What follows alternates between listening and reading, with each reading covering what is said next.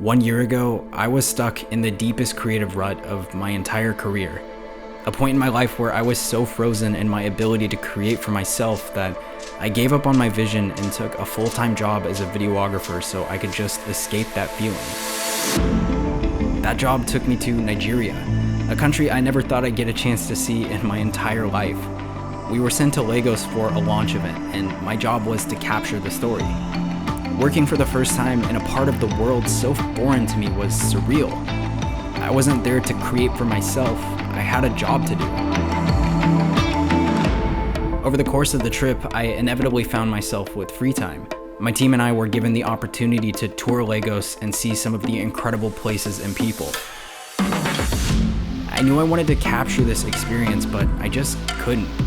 It's easy to think that traveling would have given me that inspiration I needed, but my creative struggles literally followed me to the other side of the world. Eventually, I realized that if I already had my camera on me, there was no harm in just hitting record, so that's what I did.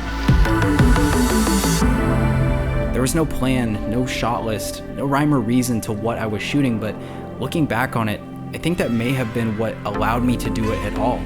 When you're in a creative rut, it's like you're in a deep hole and you're helplessly waiting at the bottom for inspiration to hit you, maybe to serve as a ladder or a rope to give you that way out.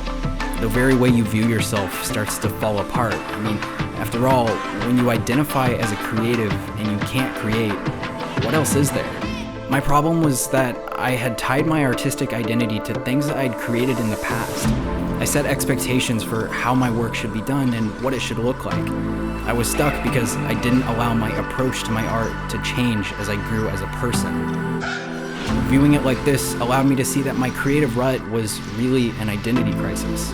Art is how we project our identity into the world, and when you lose sight of who you are or what your vision is, it becomes impossible to do that. This is especially true when we feel like we've set a standard for what our vision is or what it should be. This footage sat on my hard drive for nearly a year as I've tried to find the right way to tell this story. As I thought about ways I've changed as a creator, I immediately thought about Nigeria. This footage only exists because I pushed myself to explore my artistic identity and create outside of the standards I'd set with the work I'd done in the past. Instead of waiting for something to pull you out of your creative rut, try embracing it. Understand that maybe what you're experiencing is an identity crisis, and take the slower change of pace as an opportunity to find clarity in who you are and what you want to create. Who I am is going to change over time. That's what it means to grow. As that happens, the way I create should change too. If it doesn't, then I'm not being authentic.